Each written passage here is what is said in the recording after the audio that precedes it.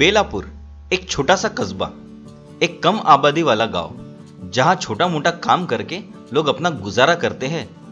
उसी गांव में रतन नाम का एक लड़का रहता है जो बुद्धि से होशियार और महत्वाकांक्षी होता है।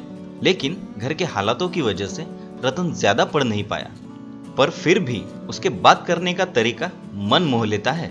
रतन कुछ छोटे मोटे काम करके अपने परिवार का गुजारा करता है। ऐसे ही एक दिन काम पर जाते वक्त उसे दीवार पर चिपका हुआ एक इश्तिहार दिखता है, जिस पे लिखा होता है कि पास ही के एक शहर में खन्ना इंडस्ट्रीज, जो कि एक हेल्थ प्रोडक्ट कंपनी है जिसमें सेल्स एग्जीक्यूटिव की जरूरत होती है। इश्तिहार पढ़ते ही रतन की आंखें चमक उठती है। वो इंटरव्यू देने का मन बना लेता है। अपने परिवार से बात करके वो शहर की ओर रवाना हो जाता है।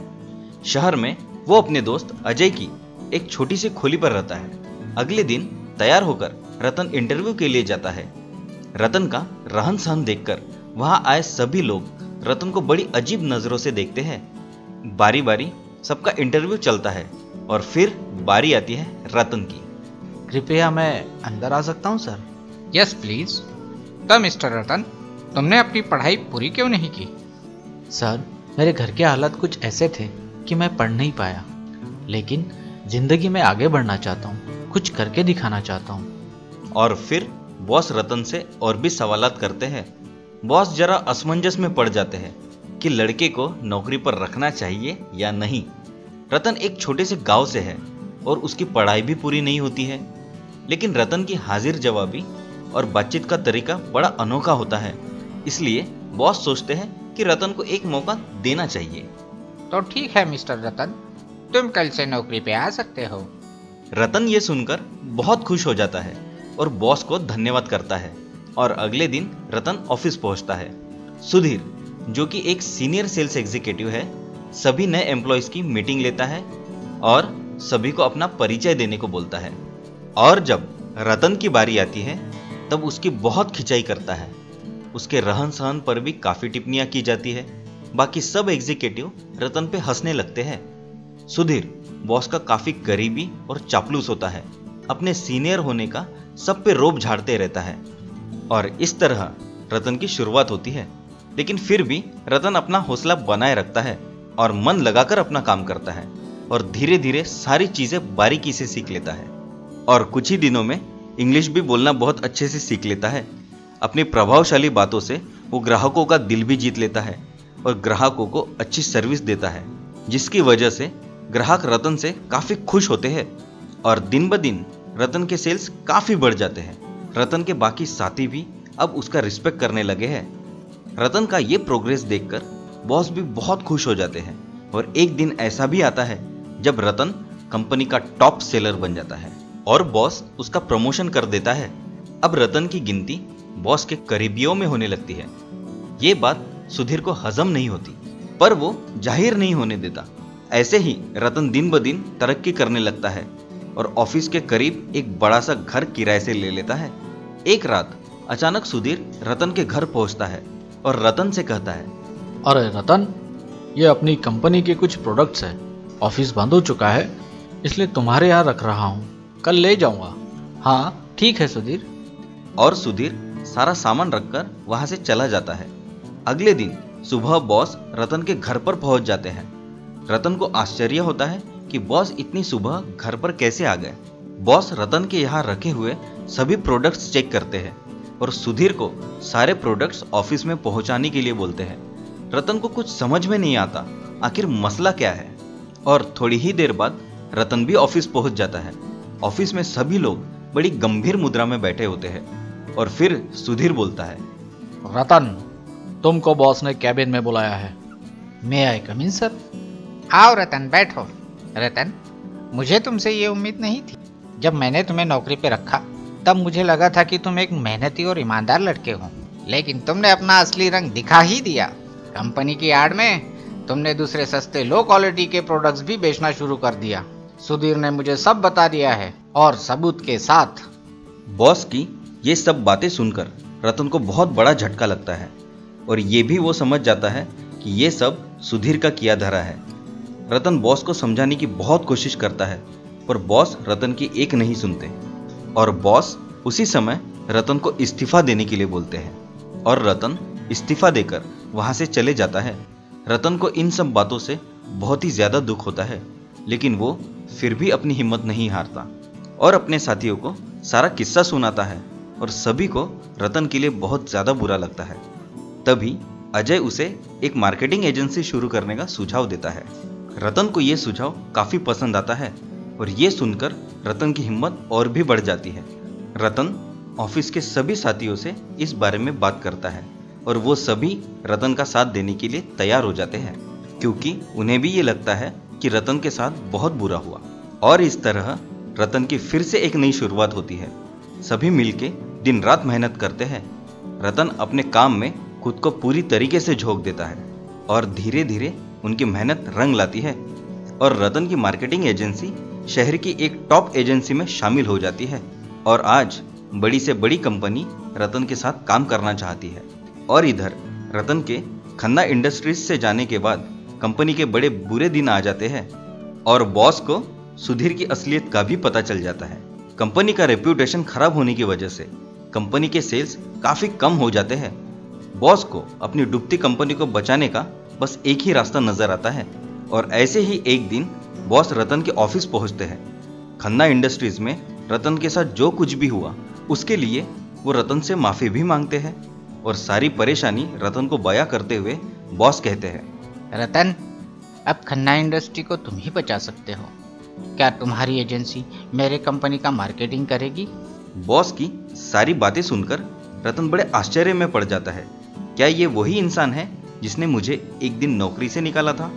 लेकिन रतन फिर ये भी सोचता है कि ये वही कंपनी है जहां से उसकी पहली शुरुआत हुई थी। ऐसा सोचकर रतन बॉस की बात मान लेता है और फिर रतन अपनी पूरी टीम के साथ काम शुरू कर देता है और अपनी पूरी जी जान लगाकर अपने हुनर और मेहनत से कंपनी को उसी मुकाम पर पहुंचाता है जहां पर वो पहले थी।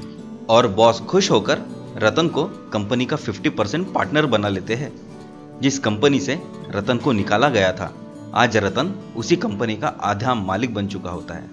वो दुनिया में कहावत है ना दोस्तों, लहरों से डरकर नैया पार नहीं होती और कोशिश करने वालों की कभी हार नहीं होती। इसलिए दोस्तों, हार से कभी निराश नहीं होना चाहिए, क्योंकि असफलता ही सफलता की पहली सीढ़ी होती है। इसलिए कहता हूं दोस्तों, हार से सीखो और आगे बढ़ो, एक दिन तुम्हें सफलता जरूर मिलेगी। तो दोस्तों, आपको इस कहानी से क्या सीख मिली, ये हमें कमेंट बॉक्स में कमेंट करके जरूर बताएं। और हाँ, हमारे चैनल को लाइक, शेयर और सब्सक्राइब करना ना भूलें और हमारे न्यू वीडियोस के अपडेट पाने के लिए बेल आइकन को प्रेस करना ना भूलें। तो चलिए दोस्तों, अगली बार फिर मिलते हैं एक और नई कहानी के साथ। तब तक के लिए गुड बाय।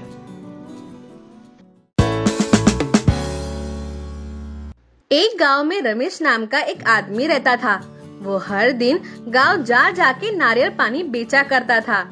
वो उन पैसों से अपना जीवन व्यतीत करता था। सेहत के लिए सबसे फायदेमंद ताजा ताजा नारियल पानी ले लो। कुछ दिनों बाद रेलवे स्टेशन के बाहर उसने एक दुकान खोली। सुबह शाम वहाँ टहलने आने वाले लोग उससे नारियल पानी खरीदते थे, जिसकी वजह से उसकी दुकान पे बहुत भीड़ हुआ करती थी। रमेश स्वभाव का बहुत अच्छा था।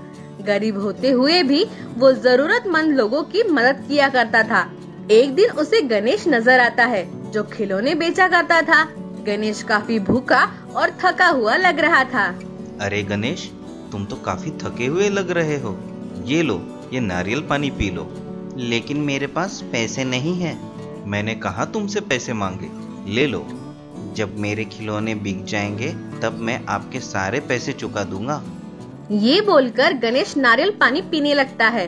उस दिन से गणेश रमेश के दुकान पे रोजाना आके नारियल पानी पीने लगा। दोनों में काफी अच्छी दोस्ती हो जाती है। एक दिन गणेश ऐसे ही रमेश के दुकान पे आता है। अरे, आज ये रमेश कहाँ गया? गणेश वहाँ से चुपचाप निकल जाता है। अगले दिन गणेश फिर से रमेश की दुकान पे आता है, पर आज भी रमेश की दुकान बंद होती है। अरे, आज भी रमेश नहीं आया। क्या हुआ होगा? मुझे जाकर देखना चाहिए। गणेश पता पूछते पूछते रमेश के घर आ जाता है। गणेश देखता है कि रमेश चद्दर ओढ़ के सोया हुआ है। हे भगवान! अरे रमेश, क्या हुआ तुम्हें? तुम बड़े कमजोर लग रहे हो। 2-3 दिन से तुम्हारा दुकान बंद था, इसलिए मैं देखने आ गया। भैया, मेरी तबीयत काफ़ी ख़राब है। आप घर में अकेले हैं क्या? तुम्हारी देखभाल करने के लिए कोई नहीं है? नहीं। घबराओ नहीं रमेश, मैं अभी डॉक्टर को ले आता हूँ। गणेश दौड़ते हुए घर के बाहर जाता है। घर के बाहर निकलते ही उसे कुछ याद आता है। गणेश अचानक रुक जाता है। वहाँ पास ही में एक नारियल का बड़ा सा पेड़ होता है। अरे, मेरे पास तो पैसे भी नहीं हैं। मैं डॉक्टर को क्या दूंगा? अब मैं कैसे रमेश की मदद कर सकता हूँ? गणेश ये बात सोचकर बहुत नाराज हो जाता है। तभी अचानक, घबराओ मत गणेश, मैं तुम्हारी मदद करूंगा। अरे, बोलने वाला पेड़, क्या तुम मेरी मदद करोगे?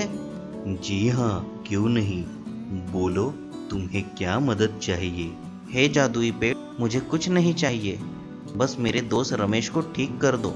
वो बहुत बीमार है और मेरे पास डॉक्टर को देने के लिए पैसे भी नहीं हैं। मैं तुम्हारी कोई भी एक इच्छा पूरी कर सकता हूँ। मतलब? या तो मैं तुम्हें बहुत सारे पैसे दे सकता हूँ, या तो मैं तुम्हारे दोस्त रमेश को ठीक कर सकता हूँ। बोलो तुम्हें क्या चाहिए? मेरे दोस्त रमेश को ठीक कर दो, बस। ठीक है, ये लो, इस नारियल का पानी उसे पिलाओ, वो ठीक हो जाएगा। गणेश पेड़ का शुक्रिया अदा करता है और रमेश के घर जाता है। जादुई पेड़ ने दिया नारियल पानी पी के रमेश एकदम से ठीक हो जाता है। अरे, ये नारियल पानी तो कमाल का है। तुम्हें ये कहाँ से मिला? गणेश रमेश को उसके घर की खिड़की से वो नारियल पेड़ दिखाता है। क्या इसका जादू खत्म हो गया? शायद।